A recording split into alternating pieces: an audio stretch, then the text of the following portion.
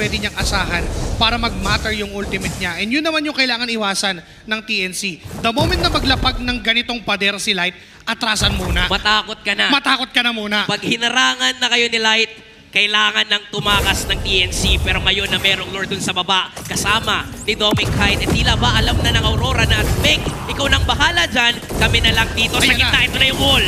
Si Chakno may ipit doon sa pagitan ng mga members ng Aurora at nung pader. Pero yung baba, napasag na ng mabilis. Mapa-first down naman yung Lord. Pero mukhang pipilit ang Aurora sa gitnang bahagi ng mapa. Round number 2, pero sabi ng Trimar ako nang mauuna. Lance Smasher Flicker, pero mukhang naipit sa charge mula kay Light.